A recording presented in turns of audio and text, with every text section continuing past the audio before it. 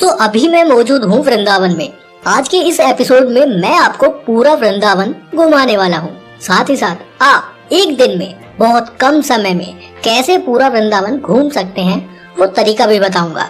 यूँ तो वृंदावन की वीडियो में पहले भी अपलोड कर चुका हूँ, लेकिन आज की ये वीडियो बहुत खास रहेगी क्योंकि वृंदावन टूर की सारी अपडेटेड जानकारियाँ मैं आज आपके साथ शेयर करने जा रहा हूँ।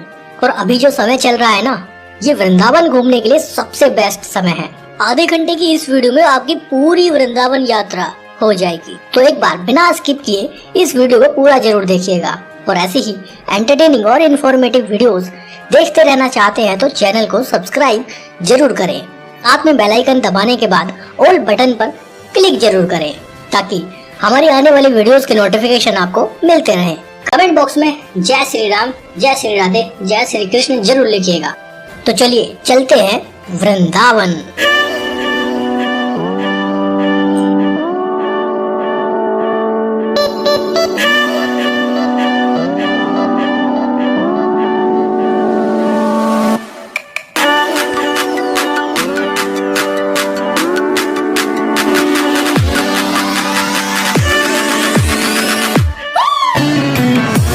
देखिए वृंदावन कैसे पहुंचा जाए। देखिए वृंदावन पहुंचने के बहुत सारे तरीके हैं और बहुत आसानी से वृंदावन तक पहुंचा जा सकता है। लेकिन अगर आप वृंदावन से बहुत ज्यादा दूरी पर हैं तो आप बाय फ्लाइट आगरा तक आ सकते हैं। आगरा से वृंदावन के बीच की दूरी 70 किलोमीटर है। इस 70 किलोमीटर को तय करने के लिए आपके पास 3 ऑप्शन है। आप चाहें तो वहाँ से प्राइवेट टैक्सी हायर कर सकते हैं, आप चाहें तो शेयर टैक्सी के थ्रू वृंदावन पहुँच सकते हैं, आप चाहें तो उत्तर प्रदेश रोडवेज की बसेस के थ्रू भी वृंदावन पहुंच सकते हैं। अगर आप बाई ट्रेन आना चाहते हैं तो आप मथुरा तक बाई ट्रेन देश के किसी भी कोने से आसानी से पहुंच सकते हैं। इसके अलावा वृंदावन में भी एक रेलवे स्टेशन है और मथुरा से वृंदावन के बीच में एक लोकल पैसेंजर ट्रेन भी चलती है। वृंदावन रेलवे स्टेशन तक कोई बहुत ज्यादा ट्रेन फैसिलिटी नहीं है, लेकिन मथुरा वृंदावन के बीच में एक पैसेंजर ट्रेन है जिसकी टाइमिंग मथुरा से सुबह 8:55 पर है। 35 मिनट का सफर रहता है और वह वृंदावन 9:30 पर पहुंच जाती है।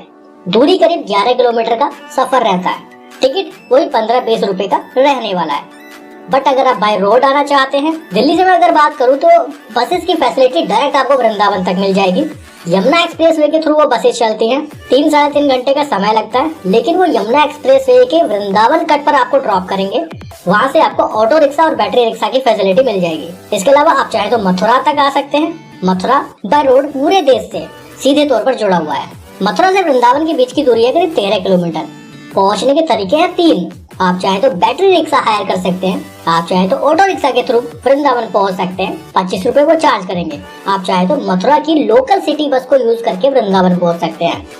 मथुरा के अंदर लोकल सिटी बस चलती हैं जो मथुरा से वृंदावन, मथुरा से गोवर्धन, मथुरा से बरसाना, नंदगांव, गोकुल सभी जगहों के लिए चलती रहती हैं। उनके थ्रू भी मथुरा वृंदावन टूर कर सकते हैं।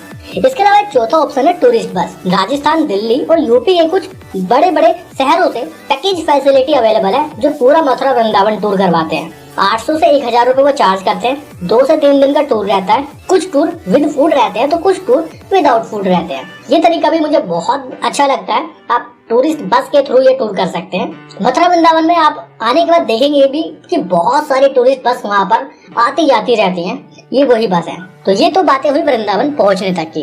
अब बात करते हैं कि वृंदावन में रुका जाए या ना रुका जाए। रुकना है तो कहाँ रुकना है, ये भी बहुत बड़ा सवाल है। मेरे हिसाब से मैं वृंदावन को 2 हिस्सों में डिवाइड करूंगा। एक नया वृंदावन, एक पुराना वृंदावन। नए वृंदावन में मैं रखूंगा एस्कॉन टेम्पल, प्रेम मंदिर, प्रियकांजू टेम्पल और वैष्णो देवी धाम मंदिर।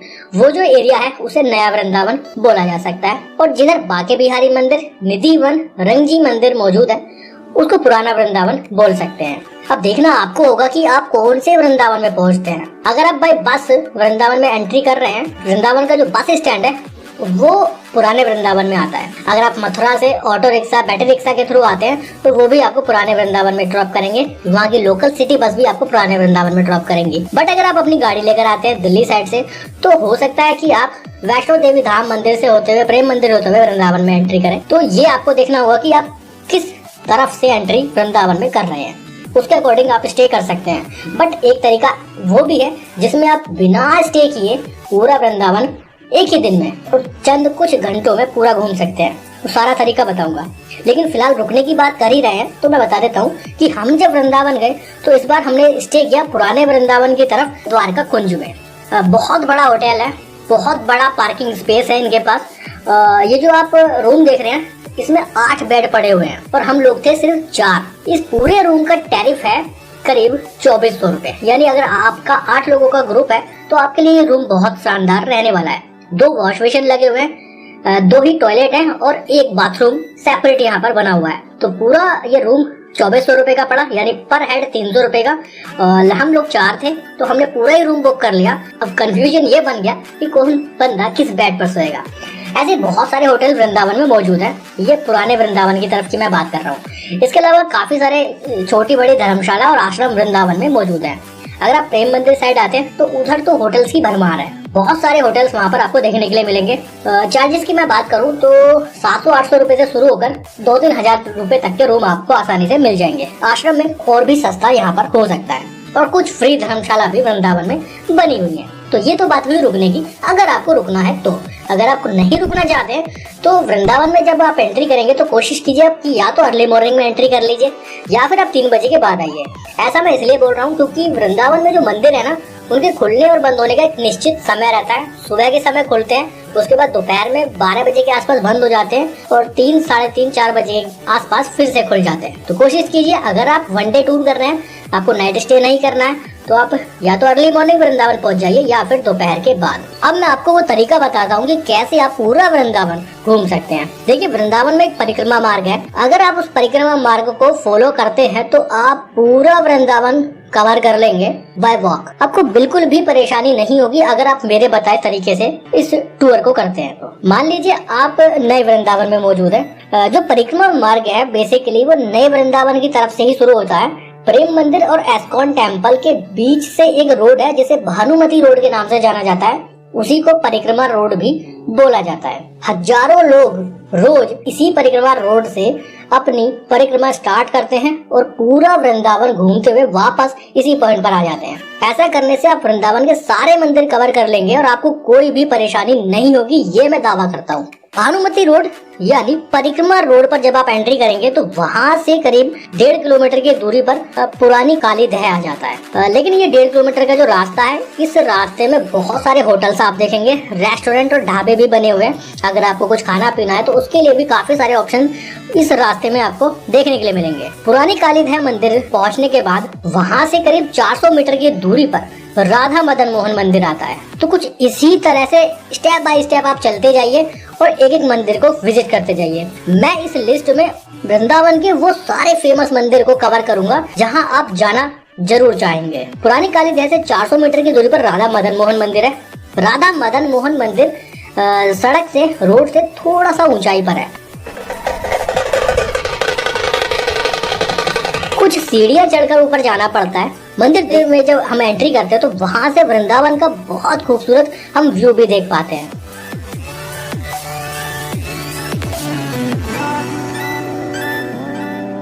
राधा मदन मोहन मंदिर में दर्शन करने के बाद जब आप नीचे उतरेंगे तो वहाँ पर 2 रास्ते हैं। आप चाहे तो जहाँ से आपने एंट्री की मंदिर में उसी रास्ते से वापस आ जाइए, या फिर मंदिर के पीछे से एक और रास्ता है, वहाँ से नीचे उतर जाइए। वो रास्ता सीधे आपको बांके बिहारी मंदिर तक लेकर जाएगा। दूरी करीब 1 किलोमीटर के आसपास रहने वाली है। वृंदावन की कुंज गलियों से होते हुए वो रास्ता जाता है। लेकिन मैं आपको स्टेप बाय स्टेप सारे ही मंदिर कवर कराऊंगा और कम समय में कम पैदल चलते हुए आप कैसे सारे मंदिर कवर करेंगे वो तरीका बताऊंगा। तो राधा मदन मोहन मंदिर में जहाँ से आपने एंट्री की ठीक उसी से वापस नीचे आ जाइए, मेन रोड पर यानी परिक्रमा रोड पर आ जाइए। राधा मदन मोहन मंदिर से करीब 1 किलोमीटर की दूरी पर चीर घाट आ जाता है, जिसे काली दह मंदिर के नाम से भी जाना जाता है। ये जो पॉइंट है ये वो पॉइंट है जहाँ पर भगवान श्री कृष्ण खेलने आया करते थे। चीर घाट वही जगह है जहाँ पर भगवान श्री कृष्ण गोपियों के कपड़े वस्त्र चुरा चुरा कर पेड़ पर चढ़ जाया करते थे। सामने ही कदम का पेड़ भी है। ये वही कदम का पेड़ है जिस पर कृष्ण जी चढ़ जाया करते थे, और ये वही कदम का पेड़ है जिस पर से चढ़कर भगवान कृष्ण ने यमुना जी में छलांग लगाई थी। आज इस पेड़ को रोकने के लिए लोहे के बड़े बड़े गाटर, लोहे के बड़े बड़े पिलर लगाए गए हैं ताकि पेड़ टूट कर नीचे न गिर जाए। हालांकि इस पेड़ के नीचे अब रोड बन चुका है। यमुना जी यहाँ से काफी ज्यादा दूरी पर है। 5000 साल पहले यमुना जी ठीक इसी रोड के पास से बहा करती थी। सामने यमुना जी है। यमुना नदी में आप चाहे तो बोटिंग कर सकते हैं। 50 से 100 रुपए पर पैसेंजर वो चार्ज करते हैं। मोटरेबल बोट और मैनुअल बोट के अलग अलग चार्ज हैं। जो भी आपको सही लगे आप उसके थ्रू बोटिंग भी कर सकते हैं यमुना जी में। इसके अलावा मैं आपके साथ कुछ और चीजें शेयर करना चाहता हूँ कि इस वक्त यमुना जी में बहुत ज्यादा गंदगी होने लगी है। आप देख रहे हैं ये नाला। अब आप कैसे कह सकते हैं कि यमुना जी दिल्ली में जाकर गंदी होती है? ये वृंदावन में आप देखिए, वृंदावन का पूरा गंदा पानी इस नाले के थ्रू यमुना जी में जा रहा है। तो कहाँ चला गया यहाँ का प्रशासन? कहाँ चले गए वो कैंपेन जो यमुना जी को साफ सुथरा रखना चाहते हैं? चलिए छोड़िए, ये तो एक अलग बात हो गई। लेकिन आप लोगों से मैं ये रिक्वेस्ट जरूर करूंगा इस वीडियो के माध्यम से कि अगर आप लोग यहाँ आते हैं तो प्लीज यमुना जी में गंदगी ना करें। रोड पर हमेशा ऐसी ही भीड़ बनी रहती है क्योंकि ये परिक्रमा रोड है और हजारों लाखों लोग यहाँ ऐसे ही विजिट करते रहते हैं। यही एक सबसे बेस्ट तरीका है वृंदावन घूमने का, सभी मंदिरों में दर्शन करने का, कि आप परिक्रमा मार्ग पर आइए, स्टेप बाय स्टेप एक मंदिर को कवर करते जाइए। सामने कदम के पेड़ के बराबर में कालीदह का मंदिर भी बना हुआ है। ये वही कालीदह मंदिर है जो यमुना जी में काली नाग रहा करता था, जिसके ऊपर चढ़कर भगवान श्री कृष्ण ने नृत्य किया था। उसी का यहाँ मंदिर भी बनाया गया है। कालीदह मंदिर से एक रास्ता कुंज गलियों से होते हुए वृंदावन में अंदर एंटर करता है। यहाँ से मात्र 170 मीटर की दूरी पर निधि वन आ जाता है। छोटी छोटी पतली पतली कुंज गलियों से घूमते हुए हम पहुंचे निधि वन।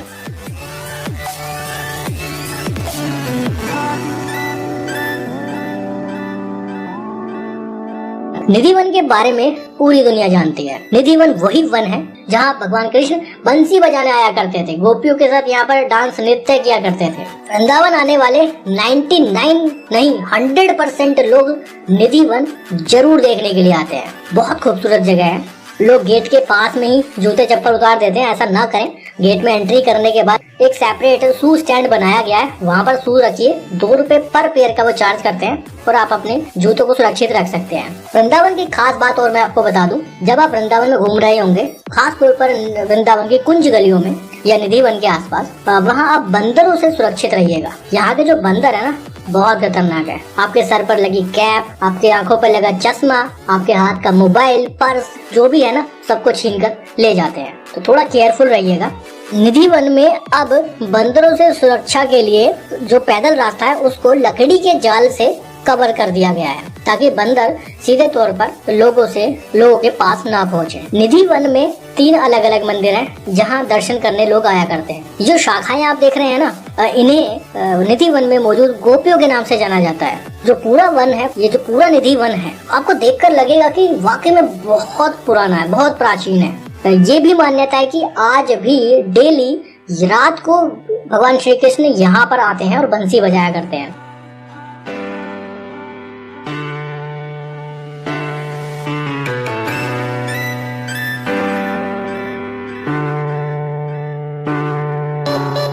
अलग अलग तीनों मंदिरों में दर्शन करने के बाद आप अंत में देखेंगे कि यहाँ पर कुछ समाधियां बनी हुई हैं। ये उन्हीं लोगों की समाधियां हैं जिन लोगों ने रात में भगवान श्री कृष्ण को देखने की कोशिश की, तो उनकी यहाँ समाधियां बन गई, ऐसा लोगों का मानना है। अगर आपकी कुछ राय है निधि वन के बारे में तो हमें कमेंट बॉक्स में जरूर बताइएगा, या फिर इसके अलावा अगर आप निधि वन के बारे में कुछ जानते हैं तो कमेंट बॉक्स में हमारे साथ जरूर शेयर करिएगा। निधि वन बहुत सुंदर जगह है। जैसे कि मैं आपको बता चुका हूँ कि 99 नहीं 100% लोग वृंदावन आने वाले निधि वन जरूर आते हैं। निधि वन के पास में ही एक और मंदिर है जिसे शाहजी टेम्पल के नाम से जाना जाता है। ये मंदिर भी 18वीं शताब्दी का मंदिर है, बहुत प्राचीन है।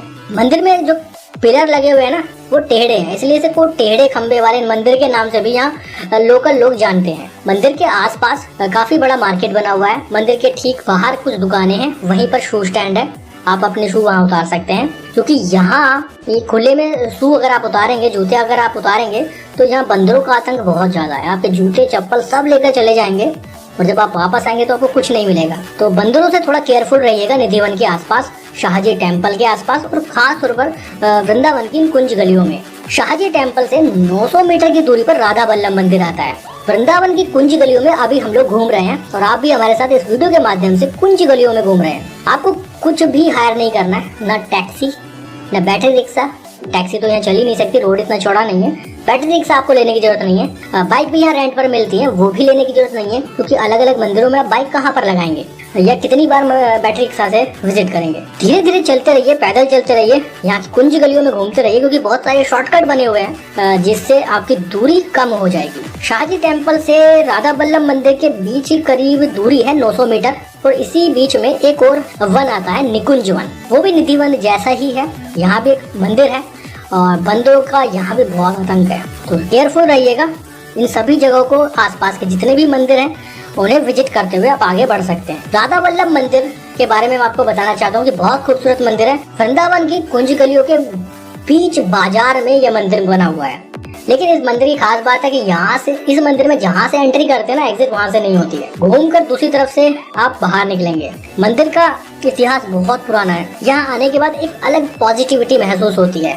जो मेरा पर्सनल एक्सपीरियंस है वो मैं आपको बता रहा हूँ। वृंदावन की जो कुंज गलियां हैं, यही वृंदावन का एक मेन बाजार भी है। इन्हीं गलियों में दोनों साइड में दुकानें बनी हुई हैं, खाने पीने के लिए छोटे बड़े ढाबे और रेस्टोरेंट भी बने हुए हैं। स्ट्रीट फूड के भी यहाँ पर पूरे रास्ते में ऑप्शंस हैं। कुछ खरीदारी करनी है आपको, लड्डू गोपाल से संबंधित उनके कपड़े, ड्रेस, सब कुछ आपको यहाँ पर बहुत कम दाम में देखने के लिए, खरीदने के लिए मिल जाएगा। राधा वल्लभ मंदिर से मात्र 300 मीटर की दूरी पर आ जाता है वृंदावन का प्रसिद्ध बांके बिहारी मंदिर। बांके बिहारी मंदिर के बारे में मैं सबसे पहले आपको बता दूं कि यहाँ पर पूरे साल 7 दिन जबरदस्त जन सैलाब रहता है। इसके अलावा वृंदावन आपको कब आना चाहिए उसके बारे में मैं डिटेल में आपको बताऊंगा। लेकिन बांके बिहारी मंदिर आप साल के किसी भी दिन आ जाइए, यहाँ आपको ऐसे ही जबरदस्त भीड़ देखने के लिए मिलेगी। मंदिर के अंदर कैमरा अलाउ नहीं है, तो मंदिर के अंदर मैं आपको दर्शन नहीं करा पाऊंगा, लेकिन बाहर से आप ये व्यू देख लीजिए बांके बिहारी मंदिर का। तो अब आप देखिए, जब से आपने परिक्रमा शुरू की, परिक्रमा रोड से आपने वृंदावन के बड़े बड़े फेमस मंदिर कवर करते हुए चीर घाट, काली डैम, निधि वन, शाहजी टेम्पल, राधा बल्लभ मंदिर होते हुए बांके बिहारी मंदिर पहुंच चुके हैं। बांके बिहारी मंदिर में दर्शन करने के बाद, कुंज गलियों में से निकलने के बाद 400 मीटर की दूरी पर श्री रंगनाथ जी मंदिर आ जाता है। श्री रंगनाथ जी मंदिर वृंदावन के सबसे बड़े मंदिरों में से एक है। मंदिर बहुत पुराना है। मंदिर में जैसे ही एंट्री करते हैं तो सामने एक काउंटर बना हुआ है, जिस पर 3 अलग अलग जगहों के टिकट के बारे में डिटेल लिखी हुई है, जिसमें से 2 जगहों के टिकट 10 रुपए और एक शीश महल का टिकट 5 रुपए। अगर आप तीनों टिकट लेते हैं तो आप 20 रुपए में तीनों टिकट ले सकते हैं। ये 3 ऐसी जगह हैं श्री रंग जी मंदिर में जहाँ लोग पैसे देकर घूमने जाते हैं। इसके अलावा इसको सोने के खंबे वाले मंदिर के नाम से भी जाना जाता है, क्योंकि इसी मंदिर में बहुत बड़ा सोने का खंबा भी है। मेरे हिसाब से जब मंदिर में आए तो आप ये टिकट जरूर लीजिएगा, तीनों 20 रुपए में। इसमें सबसे पहले जो टिकट है वो है लीला भवन का। लीला भवन में हम लोगों ने एंट्री की, और ये जो आप यहाँ पर झांकियाँ देख रहे हैं, ये बहुत सुंदर है। रोबोटिक तरीके से इन झांकियों को बनाया गया है, देखने में बहुत सुंदर लगती है। श्री रंगनाथ जी मंदिर के बारे में मैं आपको बताऊं कि ये साउथ इंडिया के मंदिर की तर्ज पर ही बनाया गया है। विष्णु भगवान को डेडिकेटेड है। अब मंदिर बहुत बड़ा है, देखकर ही लगता है कि मंदिर का इतिहास बहुत पुराना है। मंदिर में एक के बाद एक नए नए गेट देखने के लिए मिलते हैं, जहाँ से हम मंदिर में और अंदर एंट्री करते जाते हैं। जब लास्ट एंट्री हम करते हैं तो सामने एक बड़ा सा खंबा दिखाई देता है जो सोने का है। उसी के पास शीश महल बना हुआ है, लेकिन शीश महल से पहले एक है वाहन घर। चलिए पहले उसमें आपको लेकर चलते हैं। यहाँ पर आप जितने भी वाहन देख रहे हैं, हाथी, घोड़ा, सिंह, ये सब सोने के बने हुए हैं। तो आप देख ही सकते हैं कि कितना खूबसूरत एक्सपीरियंस आपका होने वाला है रंगनाथ मंदिर आने के बाद। इसके ठीक बाहर आते हैं तो सामने एक और गेट में एंट्री होती है, जहाँ एक बड़ा सा खंबा हमें देखने के लिए मिलता है, जिसे सोने के खंबे के नाम से जाना जाता है। ये खंबा सोने का है और ठीक इसके लेफ्ट हैंड पर शीश महल बना हुआ है, जिसका टिकट 5 रुपए है। चलिए पहले शीश महल में चलते हैं, उसके बाद मंदिर में आपको घुमाएंगे। शीश महल बहुत बड़ा नहीं है, छोटा सा है, लेकिन पूरा शीशे से बनाया गया है। खूबसूरत अलग अलग कलर के शीशे यहाँ लगाए गए हैं, देखने में बहुत सुंदर लगता है। अगर आप चाहें तो यहाँ भी विजिट कर सकते हैं। इसके बाद मंदिर के मुख्य मंदिर के पास कैमरा वैसे अलाउ है नहीं, जितना पॉसिबल होगा मैं आपको दर्शन कराऊंगा। रंगनाथ जी मंदिर के बारे में मैं आपको पहले भी बता चुका हूँ कि मंदिर बहुत बड़ा है। इस मंदिर को घूमने के लिए आपको स्पेशल अलग समय लेना पड़ेगा, तभी आप पूरा मंदिर कवर कर पाएंगे। मंदिर में आप फोटोग्राफी कर सकते हैं, वीडियोग्राफी कर सकते हैं, सिर्फ मुख्य मंदिर को छोड़कर यहाँ पर कोई रोक टोक नहीं है।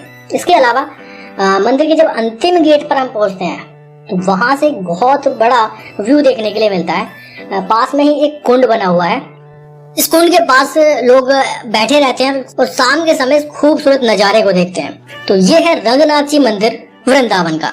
रंगनाथ जी मंदिर के पास में ही एक और मंदिर है जिसे गोविंद नाथ जी मंदिर के नाम से जाना जाता है और इसी मंदिर को भूतों वाले मंदिर के नाम से भी जाना जाता है। मंदिर को दूर से जब देखते हैं तो बहुत अजीबोगरीब स्ट्रक्चर है। मंदिर के अंदर लगभग अंधेरे जैसा बना रहता है हमेशा। मंदिर अभी पूरी तरह से कंप्लीट नहीं हुआ है। शायद किसी कारण से मंदिर का काम रुक गया होगा, लेकिन मंदिर देखने में बहुत सुंदर लगता है। बंदरों का आतंक यहाँ भी बहुत ज्यादा है, तो थोड़ा सा केयरफुल रहिएगा। तो इस तरह से आपने पूरी परिक्रमा रोड के सभी मंदिर कवर कर लिए हैं। इस वक्त आप मौजूद हैं गोविंद नाथ जी मंदिर के बाहर के मेन मार्केट में। यहाँ पर एक कार पार्किंग बनी हुई है। अगर आप गाड़ी लेकर आते हैं, कार लेकर आते हैं इस जगह, तो 50 रुपए वो चार्ज करते हैं। 3 घंटे के लिए आप गाड़ी यहाँ पर पार्किंग में लगा सकते हैं। यहीं पर ही एक टैक्सी स्टैंड भी है। अगर आपको कोई टैक्सी हायर करनी है तो वो भी आपको यहाँ मिल जाएगी। श्री रंगनाथ जी मंदिर से 3 किलोमीटर की दूरी पर एस्कॉन टेम्पल है। यहाँ से एस्कॉन टेम्पल आप बैटरी रिक्शा के थ्रू जा सकते हैं। पर पैसेंजर 20 रुपए वो चार्ज करते हैं। इस परिक्रमा मार्ग में शुरुआती पॉइंट से एंड पॉइंट तक जितने भी मंदिर आपने कवर किए, एक एवरेज अगर मैं आपको बताऊं तो 4 से 5 घंटे लगेंगे और पूरी परिक्रमा मार्ग के सभी मंदिर को कवर कर लेंगे और आपकी परिक्रमा भी पूरी हो जाएगी। तो ये एक बेस्ट तरीका है वृंदावन घूमने का।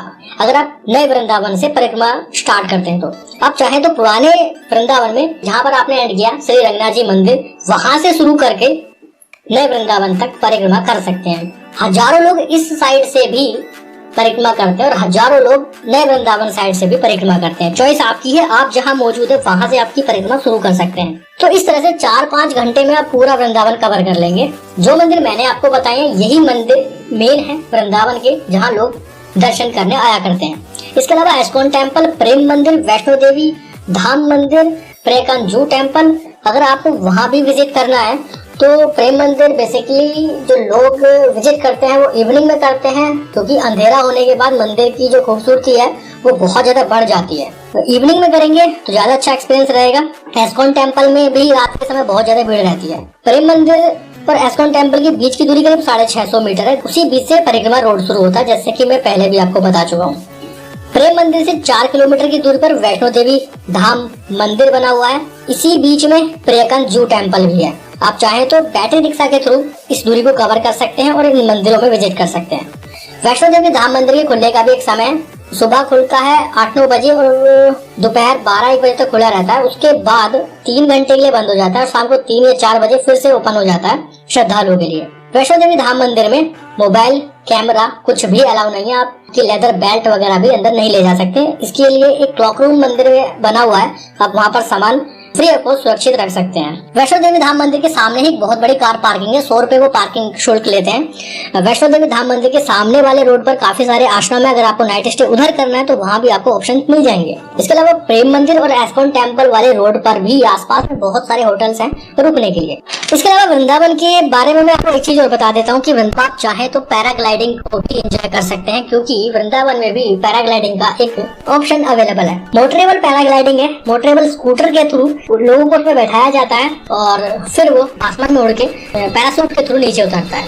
वो एक्सपीरियंस भी बहुत शानदार रहता है। 1600 रुपए पर पैसेंजर को चार्ज करते हैं। अगर आपका मन है तो वृंदावन से राया रोड पर यह पॉइंट बना हुआ है।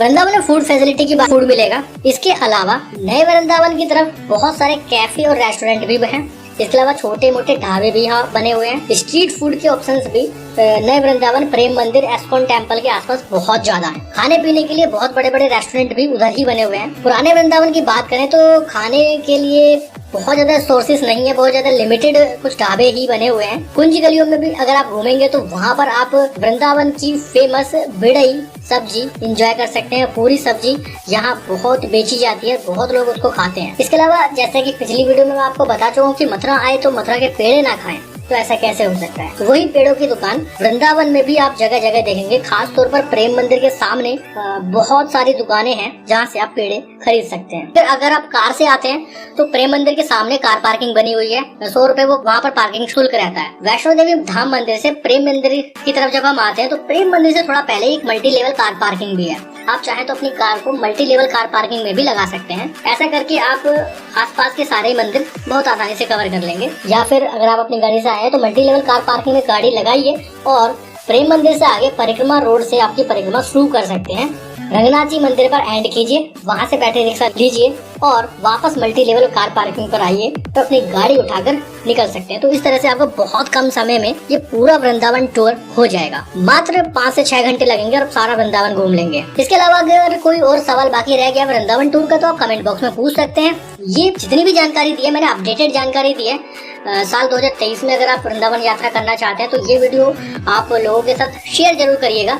सभी को बहुत हेल्प मिलेगी। अगर आप आना चाहते हैं तो बार बार इस वीडियो को देखिए तो आपको बहुत आसान वृंदावन टूर हो जाएगा। आपके दोस्त, रिश्तेदार, फैमिली में कोई जाना चाहता है तो उनके साथ भी इस वीडियो को शेयर जरूर करिएगा। वीडियो अच्छी लगी तो लाइक करके जाइएगा। चैनल पर नए हैं तो सब्सक्राइब जरूर करिएगा। नेक्स्ट एपिसोड में मैं आपको मिलूंगा गोवर्धन में और फिर पूरा गोवर्धन मैं आपको घुमाऊंगा और आने के सही तरीके, सही समय और सही टाइमिंग बताऊंगा। कैसे आपको पूरा गोवर्धन घूमना है, कैसे आपको परिक्रमा करनी है। तो आज के लिए इतना ही। नेक्स्ट एपिसोड में फिर आपसे मिलेंगे। अभी के लिए बाय। कमेंट बॉक्स में जय श्री राम, जय श्री राधे, जय श्री कृष्ण जरूर लिखिएगा। बहुत बहुत धन्यवाद।